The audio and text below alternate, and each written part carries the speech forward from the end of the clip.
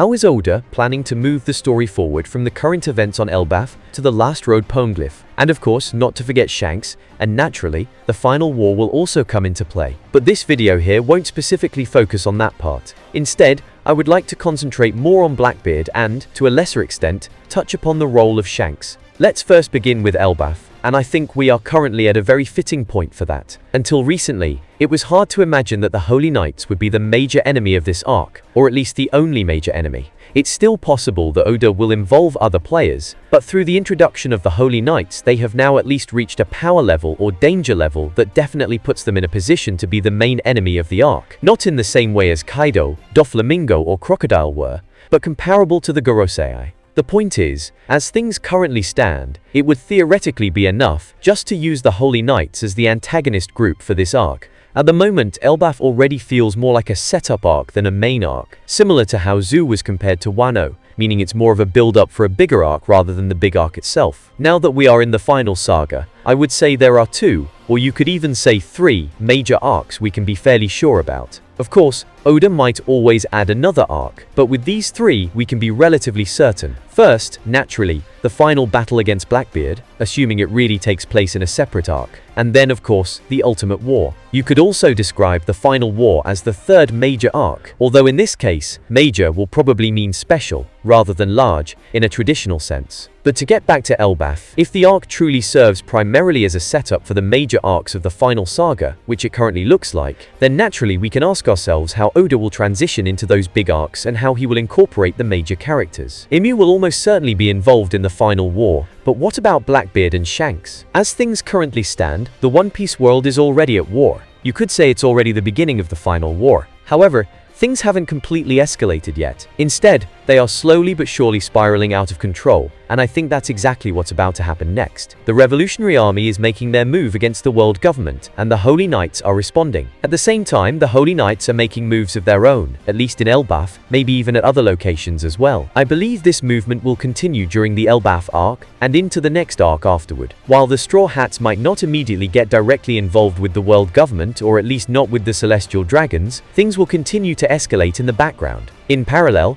I believe Oda plans to set up the final battle for the One Piece, so that the final war can begin right after Luffy finds the One Piece and becomes the Pirate King. In that case, Oda will very likely involve two characters heavily in the next arc leading up to the One Piece, Blackbeard and Shanks. The big question is, how will he do that? Fundamentally, he has two options. Either he gives each of them their own arc, or he brings them both into the same arc. Even if he chooses the latter, the question remains, how will he make it work? He could of course create a situation where Blackbeard defeats Shanks, and then Luffy would avenge Shanks. But honestly, given how things are currently developing, I absolutely don't see that happening. First of all, what reason would the two of them even have to fight right now? Neither would really gain anything from such a battle, at least not under the current circumstances. On top of that, I strongly doubt that Shanks will die before the final war. Now that the Figurland family has become one of the most relevant Celestial Dragon families, aside from the Nerona family of course, and since two of the most important Figurlands seem to be directly related to Shanks, wouldn't it be strange for Shanks to be taken out before he even gets involved with his family?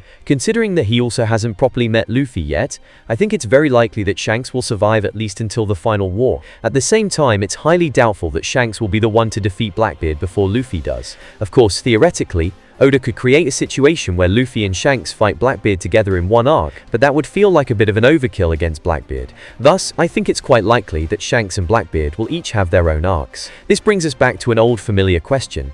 How exactly will Oda pull it off? I think there are two key points that can help us figure out what he's planning. First, the last Road Poneglyph, and second, Caribou, or rather, the knowledge he possesses. For some reason, Oda has kept dragging Caribou along since the time skip, even though he is one of the most unpopular characters in One Piece. He even received his own cover story. I believe the reason is actually pretty simple. Caribou is obsessed with Blackbeard, and by keeping him around for so long, Oda made sure that he would eventually learn about Pluton and Poseidon, vital pieces of information that he now wants to pass on to Blackbeard. And this information will very likely play an important role in the upcoming plot. Really, from Oda's perspective, it makes no sense to let Caribou bring all that information to Blackbeard if nothing would ultimately come of it. Imagine if, after all the years of build-up for Wano Kuni, we had never actually gotten the Wano arc. The situation with Caribou isn't quite that extreme, but it's heading in a similar direction. Narratively, it simply wouldn't make sense for Blackbeard not to use this information. Thus, we can assume that Blackbeard will at least attempt to obtain one of the ancient weapons, maybe even both. But for now,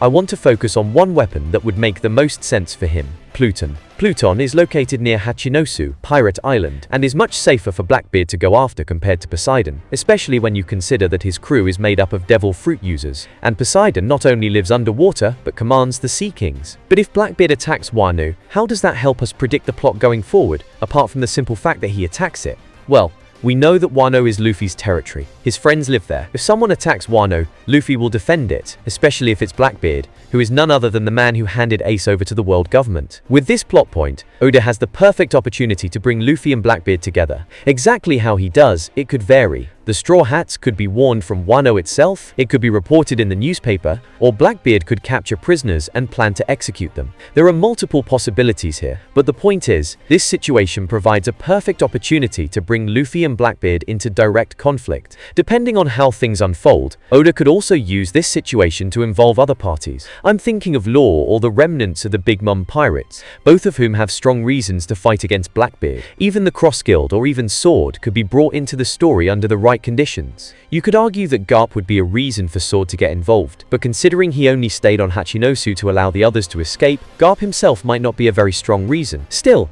it could serve as a nice extra motivation, especially if it becomes known that the Straw Hats are sailing toward Hachinosu. Best of all if it's revealed how many poneglyphs they have gathered. If Blackbeard's intention to go after the One Piece is public knowledge, and if by that point the Straw Hats have not just 3 but possibly all 4 Road Poneglyphs, Sword might feel compelled to act. We still don't know who the man with the burn scar is, but there's an interesting possibility: Scopa Gaban. There are definitely points against it being Gaban, but at the same time, he is without question a possibility, one among several, but a strong candidate, especially because he could be very useful for Oda. If he possesses the final poneglyph and gives it to the Straw Hats at the end of the Elbath arc, perhaps because they proved themselves worthy, it would be the perfect setup. In that case, the Straw Hats could theoretically head straight for Laugh Tale. However, that journey would be interrupted because Blackbeard attacks Wano and therefore Luffy's friends. By the way, I'm not necessarily saying that the battle against Blackbeard will take place in Wano. Pluton is a ship after all, so the fight could just as easily happen on the ship during the journey toward Hachinosu, or directly on Hachinosu if Blackbeard has already returned there. Either way, it could look like the final battle for the One Piece, only for it ultimately not to be the final battle. What do I mean by that? Oda would in this way cleverly hand over the last Road Poneglyph. Really cleverly if you think about it. Because if it happens like this, the Straw Hats, even though they have all the poneglyphs, would have to deal with Blackbeard first. Ask yourself, how else could Oda introduce the final poneglyph without immediately sending the group who obtains it straight to Laugh Tale? It's not so simple. If Blackbeard gets it, what's stopping him from sailing directly to Laugh Tale? If the Straw Hats get it without any other major threat appearing, what's stopping them? In other words, the poneglyph would have to appear in a place where at least 2 of the major competing factions are already present, ideally Luffy and Blackbeard. But that would mean Oda would have to first force that conflict somehow, and also come up with a good reason why the last Road Poneglyph would show up exactly where Luffy and Blackbeard happen to be fighting. So again, it would make perfect sense to give the poneglyph to the Straw Hats, but with a strong reason not to immediately sail for Laugh Tale, and instead deal with Blackbeard first. And that brings us to Shanks. How does he fit into this setup? When the idea came up that Scopa Gaban or someone else might be the one controlling the last poneglyph on Elbath, I asked myself, how would it be explained that Shanks, after the Kid incident, still doesn't have all the poneglyphs? Especially if Gaban is the one guarding it. Because if that's the case, it really doesn't make sense that Shanks wouldn't already possess it. First, it seems unlikely that Gaban would even have a problem giving it to him. After all, Shanks is Roger's foster son. But even if Gaban did have an issue with giving it to Shanks, what other option would Shanks have besides simply taking the poneglyph by force? In that scenario, I really only see 2 possibilities. Option 1. Shanks, for some reason, waits until Gaban gives the poneglyph to someone else, and then he would take it from that person. But wouldn't that defeat the whole point? Why accept Gaban's decision not to give it to him, only to then ignore Gaban's decision to give it to someone else? Option 2. And then Shanks would simply drop out of the race for the One Piece, because Gaban refuses to give it to him. But even that doesn't make sense considering Shanks' statement at the end of Wano. With all of this, what I mainly want to say is, Shanks almost certainly already possesses the poneglyph if Gaban is the one guarding it. And even in the very unlikely case that he doesn't have it in that scenario, he would likely appear the moment Gaban hands it over to someone else. but as I said, it's far more probable that he already has it. So what does that mean? Wouldn't this be the perfect opportunity for Oda to finally stage the long-awaited fight between Shanks and Luffy? The duel they promised each other years ago? The one Shanks has been patiently waiting for all this time? I mean, Shanks obviously didn't even try to obtain the Poneglyphs during the years when Luffy wasn't ready. If he had really wanted to, he could have gotten at least the Zoo Poneglyph relatively easily, and probably had a shot at the others too. But as we saw at the end of Wano, Shanks has been waiting until Luffy was ready. So if he now has all 4 Poneglyphs, why not simply wait right before Laugh Tale to see whether Luffy can fulfill his promise or not? It would carry even deeper meaning, especially if Luffy has to first risk the final Poneglyph in a battle against Blackbeard. Remember, back at Marineford, a future fight between Shanks and Blackbeard was teased. If Blackbeard were to defeat Luffy, he would then travel to Laugh Tale and encounter Shanks there. But of course it will be Luffy who shows up instead. What do you think about all this? Let me know in the comments. And with that, here's another video of mine that I highly recommend. In that sense, see you, and until next time, goodbye.